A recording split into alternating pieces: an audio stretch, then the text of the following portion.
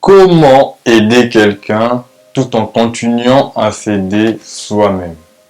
Bonjour, bienvenue dans cette nouvelle vidéo. Je suis Christian Munzero, l'ambassadeur. Et aujourd'hui, je voulais partager avec toi une expérience euh, très édifiante qui nous vient notamment de la Bible. C'est l'histoire du bon samaritain. Le bon samaritain, c'était une personne qui voyageait. L'histoire est dans Luc 10, versets 34 à 35. L'histoire du bon samaritain, en fait, c'est l'histoire d'une personne, d'un voyageur qui allait quelque part. Et sur son chemin, il croise une personne qui a été frappée, battue par des brigands. Et donc, il décide de l'aider. Il lui verse de l'huile et il met l'huile pour panser ses plaies, en fait. Et donc il lui verse de l'huile et tout. Et après il lui met l'huile et du vin, voilà. Il met l'huile et le vin. Et il lui met sur son âne et l'emmène à l'auberge ou à l'hôtel. Et là-bas, il passe la nuit avec lui, avec ce monsieur-là. Et ensuite, le lendemain, il va voir l'hôtelier pour dire à l'hôtelier de prendre soin du monsieur parce que lui, il doit continuer à aller sur sa destination en fait. Et il a promis à l'hôtelier que quand il reviendrait, il allait le rembourser son dû. Donc voilà. Et la leçon à tirer dans cette expérience, c'est que dans la vie, il y a deux types de cas. Soit on aide quelqu'un à 100%, soit on ne l'aide pas. Comme on fait le sacrificateur et le prêtre. Ils ont vu le brigand, ils sont passés, ils n'ont rien fait pour lui. Maintenant, quand tu es dans le cas du bon samaritain, tu aides la personne, tu décides de l'aider, de prendre soin d'elle et tout. Mais malheureusement, ça, pour certaines personnes, ce n'est plus vraiment de l'aide, ça devient comme, comment dire ça? Ça devient comme une mission en fait, une mission de vie qu'elles se donnent pour prendre soin des gens jusqu'à ce qu'elles aillent bien. Et c'est ça qui les induit souvent en erreur et leur bloque dans leur marche et leur développement personnel. Admettons que une personne vienne vous voir et vous dit voilà bonjour j'ai telle situation, est-ce que tu peux m'aider? Voilà, ça peut être un ami, un frère, un membre de la famille, n'importe qui, un collègue.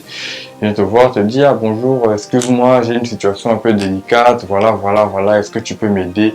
J'ai besoin de 100 euros. La personne te dit j'ai besoin de 100 euros. Toi, tu as 100 euros et tu as prévu faire les courses de la maison avec les 100 euros, par exemple. Est-ce que tu vas prendre 100 euros pour donner à la personne pour qu'elle aille faire ses besoins, en fait, décanter sa situation, ou tu vas prendre 100 euros pour faire tes courses? C'est un exemple, hein, mais cette situation peut s'appliquer dans n'importe quoi, dans n'importe quel domaine. Et donc du coup, si tu es sage, tu vas équilibrer les choses. C'est-à-dire que tu vas lui dire, tu m'as demandé 100 euros, mais je ne peux pas te donner 100 euros. Je peux te donner, par exemple, 30 euros. Parce que voilà, j'ai tel besoin. Tu vas pouvoir forcément aussi obligé de lui dire les raisons pour lesquelles tu lui donnes que 30 euros. Mais tu lui fais comprendre que bon, je peux t'avoir 30 euros.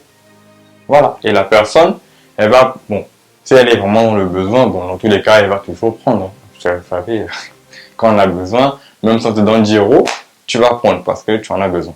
Et donc, quand tu lui donnes 30 euros, toi, tu gardes 70 euros. Ça te permet de faire tes courses. Même si tu n'achètes pas tout ce que tu avais prévu acheter, tu achèteras au moins ce dont tu auras besoin pour le moment.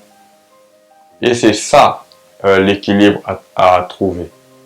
Pourquoi c'est important? C'est important parce que la plupart du temps, les gens veulent aider les autres à 100%. Et ils s'oublient eux-mêmes.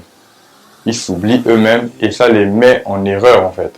Et ce qui se passe, c'est que tu aides la personne, tu deviens l'infirmier ou l'infirmière. Et le jour où tu arrêtes, tu deviens méchant.